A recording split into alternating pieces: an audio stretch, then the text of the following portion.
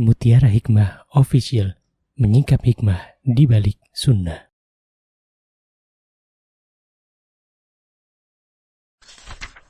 Salurkan donasi terbaik Anda untuk mendukung dakwah Mutiara Hikmah Official. Umroh akhir tahun plus Daurah Parenting Islami bersama Ustadz Hanan Yasir MA, Ustazah Imro'atul Azizah, 2 kali sholat Jumat. Kelas Daurah Parenting setiap hari. Konsultasikan dan daftarkan diri Anda sekarang juga. Mari kita ikut serta dalam pembebasan tanah wakaf untuk pembangunan Masjid Mutiara Hikmah. Bagi Anda yang ingin menyalurkan donasi, bisa melalui rekening Bank BSI di nomor rekening 2200220245 atas nama Masjid Mutiara Hikmah.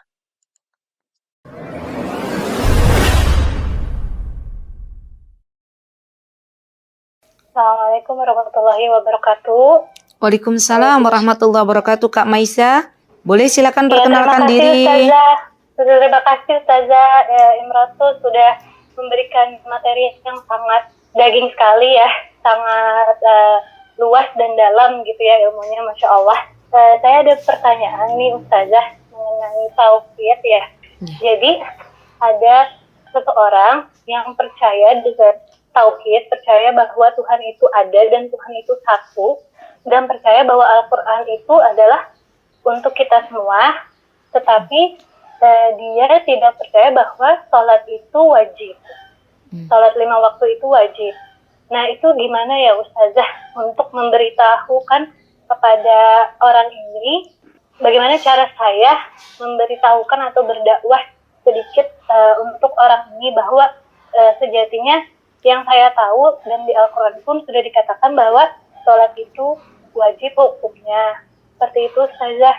Satu lagi Ustazah, apa yang harus saya lakukan selanjutnya gitu loh Ustazah. Apakah itu termasuk hubungan yang toksik apabila dia selalu memberikan saya bahwa sholat itu tidak wajib atau ada menutup aurat itu tidak wajib. Jadi dia memberikan saya dakwah juga mengatakan bahwa sholat itu sudah wajib dan aurat itu tidak wajib, gitu loh Ustazah. Oke.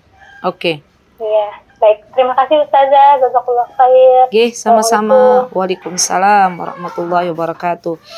Teman-teman yang saya cintai karena Allah, ketika kita mengaku diri kita bertauhid kepada Allah Subhanahu wa taala, maka di antara hal yang perlu kita lakukan adalah membuktikan tauhid kita. Jadi Allah itu zat yang akan menilai kepada diri seorang hamba apakah benar tauhid yang engkau gaungkan atau engkau percayai itu benar-benar diaplikasikan dalam kehidupan sehari-hari atau hanya sebatas kepercayaan yang ada di dalam hati, gitu ya. Nah, ketika seseorang ia mentauhidkan Allah, percaya bahwa Allah itu zat yang menghidupkannya, percaya bahwa Allah itu zat yang telah menciptakannya, maka seharusnya dia membuktikan kepercayaannya kepada Allah dengan menjalankan apa yang Allah Azza wa Jalla perintahkan.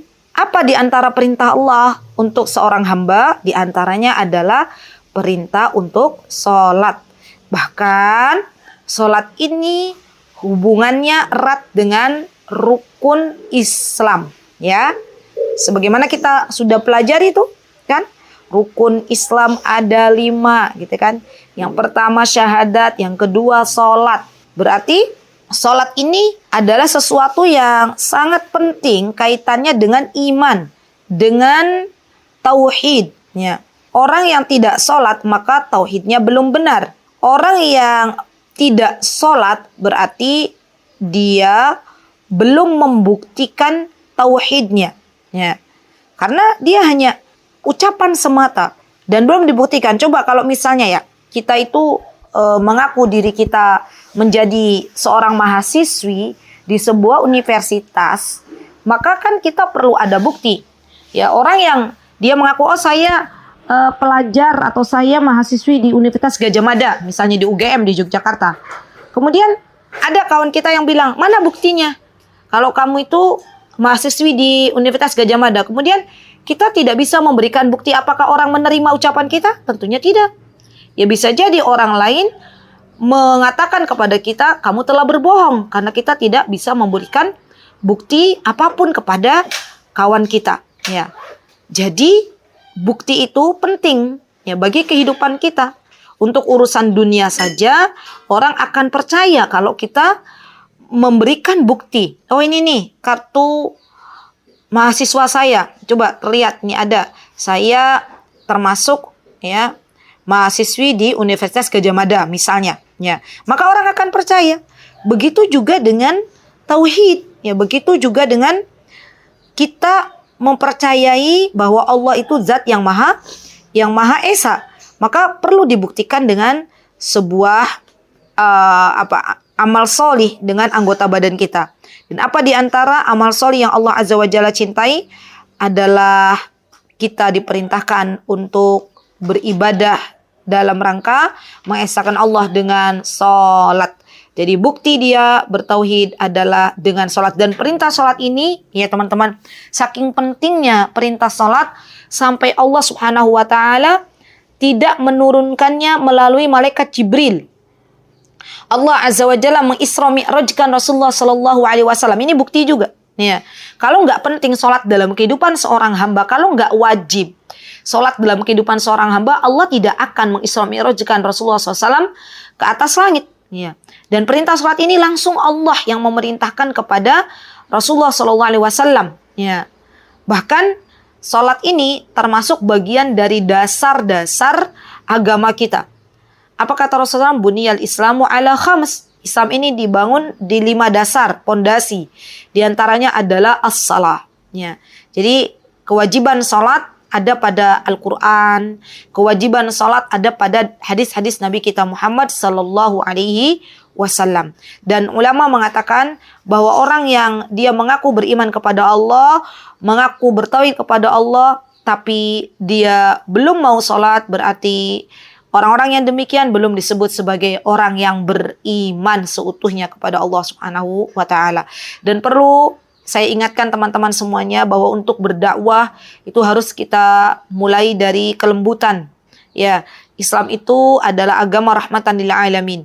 Islam itu adalah agama bagi semuanya, ya, bagi seluruh alam semesta ini. Dan sebelum kita berdakwah kepada teman kita, mintalah kepada Allah. Berdoalah kepada Allah agar Allah membukakan pintu hati teman kita. Ya, terkadang kita sudah memberikan nasihat sampai berbuih ya mulut kita, sampai berbusa-busa mulut kita, tapi ternyata Allah belum memberikan hidayah taufik. Maka penting bagi kita untuk meminta dulu kepada Allah agar Allah membukakan pintu hidayah bagi orang yang akan kita berikan nasihat. Ya, baru setelah kita berdoa meminta kepada Allah, baru kemudian kita diskusi. Ya, kita ajak dia berbicara. Ya, bahwa sesungguhnya Allah itu ingin bukti dari kita. Ya, di antara buktinya adalah agar kita melaksanakan perintah Allah Subhanahu wa Ta'ala. Di antara perintahnya adalah ibadah salat. Wallahu ta'ala alam. Yang kedua, tadi apa kedua? Ustazah, maaf, ingin menambahkan sekali lagi. Saya sudah pernah berbicara seperti itu, Ustazah juga. Kemudian dia mengatakan bahwa saya tidak percaya rukun Islam. Dan menurut saya, adab lebih penting daripada sholat. Seperti itu, Ustazah. Makanya saya sedih sekali melihat orang terdekat saya mempunyai pemikiran seperti itu. Seperti Ustazah bilang tadi, saya sudah berikhtiar dan tawakal ke Allah juga untuk semoga Allah membimbing dia gitu kan. Cuman itulah Ustazah yang membuat hati saya berat.